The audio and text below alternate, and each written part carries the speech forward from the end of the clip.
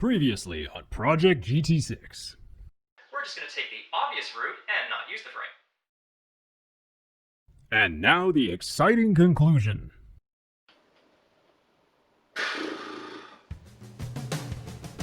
Hello and welcome to episode 12 of Project GT6. If you've been following along... Hey, you! Oh, for the love of all. Is this going to be another one of those talking episodes? What? It's just you haven't built anything in the last two videos. It's just blah blah blah and it's getting kind of boring. Well, maybe not build anything, but we've done other stuff. Really? Again with a... And you say we're getting boring? Why reinvent the wheel? Okay, look, just... If we build something, will you put down the pitchfork? I can't promise that. If you've been following along, you're probably either still sharpening your pitchfork or are watching from the edge of your seat to see what kind of ridiculous curveball we're going to throw next. Maybe that should be and instead of or. Well, regardless, we'll get to building in a second. If you're new here, you may be a bit confused, so to get you caught up, the last few videos have detailed the mod side of our GT6 Restomod. Mainly, we've disclosed the new drivetrain components starting with the engine. Yes, it's an LS, but an LS4. No more, no less. 4 shall be the number, and the number shall be 4. 3 it shall not be, neither shall it be 2. 6 was quite out. Sorry about that. It'll be connected to a V6 Mustang T5 using a bell housing from a Jeep, and ultimately drive a Corvette Dana 36. This motley collection is not typically used together.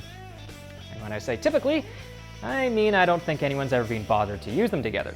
Mainly because most people, when given the option, will choose to not bring headaches upon themselves.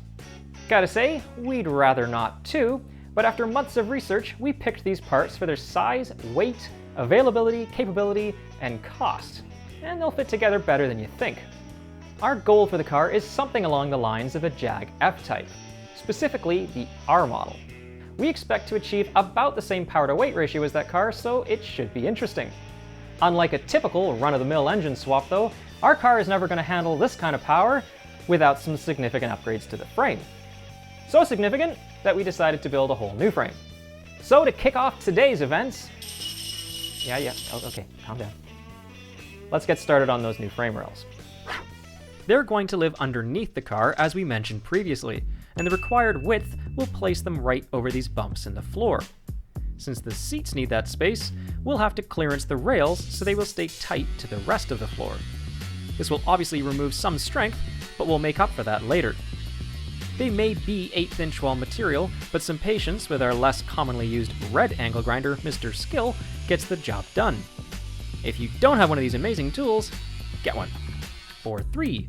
They're pretty cheap and it saves a lot of hassle switching discs every few minutes.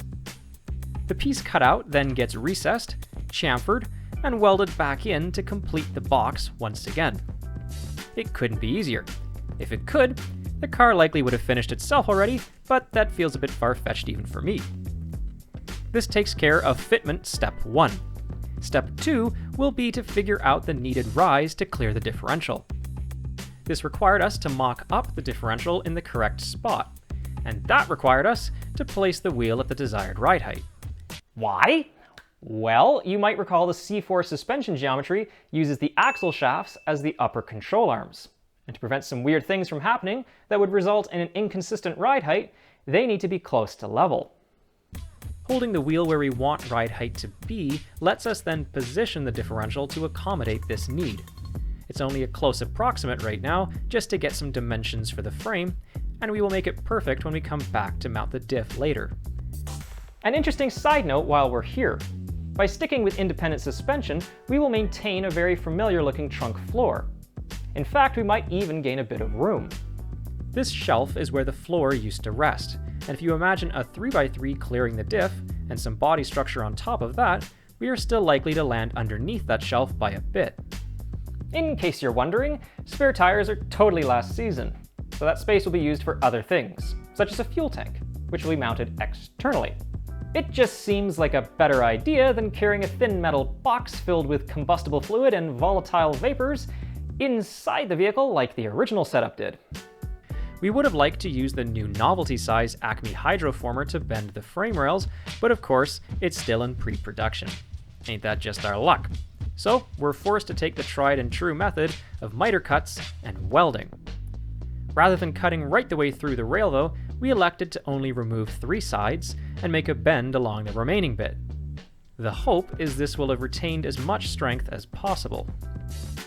As before, the edges get chamfered with the angle grinder to allow for full penetration of the weld, and with the first bend down, we can measure up and make the cut for the second one.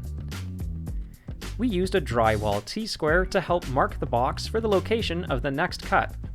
But if you ever want to try this out for yourself, do be mindful that some squares start counting on the opposite side you were measuring from. We tell you this as a tip, and it has nothing to do with us having made the mistake ourselves because we didn't. After not fixing our mistake because it never happened, we can bend up this last leg and make sure everything is remaining straight and true before welding it up for good.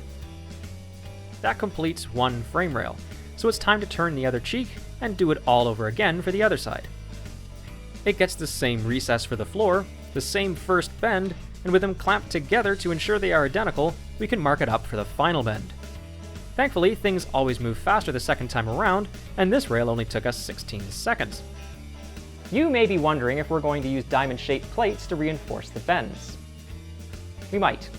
But there's a lot of other things that need to happen first, many of which will add strength themselves, so we'll reevaluate that question later. Both of them being at this point means we can start to mock them up on the car to get a visual of what has only been a plan in our heads for the last ages. Without the room for a welding table, or even a big blue jig, we opted for the slightly nerve-wracking approach of squaring up the frame on the actual body shell. It's even easier than you'd think to make a big mistake doing this though. So lots of time is spent with tape measures, bubble levels, shims, and hair pulling to make sure it is where it needs to be. To begin securing the two sides together, we chose to locate a beam directly over where the differential will mount up. Another smaller beam gets installed forward of that, and is lying flat to clear the exhaust and drive shaft that will eventually need to live here too. Lastly, a temporary brace is added to the front of the rails to make sure we are maintaining our width all the way along. It gets mostly welded up in position to keep things true before coming outside to finish the remaining welds. Lastly, we can flap off any spatter and rust protect our work. That gets the basic structure of the frame off to a good start, but do note I say basic. There's a heck of a lot more that will need to be done to it. In the meanwhile though, the next step is to secure it to the body shell. To do this, we first need to locate the frame in the center of the body and take some more measurements. We elected to center it based off the outer lip of the fender flares rather than the sill's pinch seam. Doing it this way should prevent any difference in wheel fitment from one side of the car to the other. Our basic way of accomplishing this is to use two large T-squares clamped together, with the short sides touching the fender lips. This provides us with an exact width to divide in half, so we can line up the center of the frame to that point. The same was done at the front based off these 2 points on the sills, since the front fenders are, of course, part of the hood. After taking care of that, we now know where center is and can make notes of the position and get on with the mounting system. We'd been pushing on pretty hard through all this work, and I'm not sure if we were just tired or what, but our seemingly brilliant solution to the mounts was to sleeve the frame and bolt right through it into the floor pans. Our execution was tidy enough, but the issue should be fairly obvious.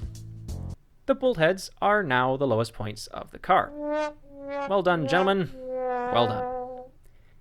We have come up with a better solution and will implement it later, but these will work for now. Regardless, it's looking pretty cool under here, and you can see that it's fitting around the differential very nicely. The batwing, of course, is still too wide, but that will get sorted out in due course. One of the things we really like about this redesign is the simplicity of maintenance it will bring. The entire rear end will bolt up from underneath the car, which will be a breath of fresh air compared to the original Triumph geometry.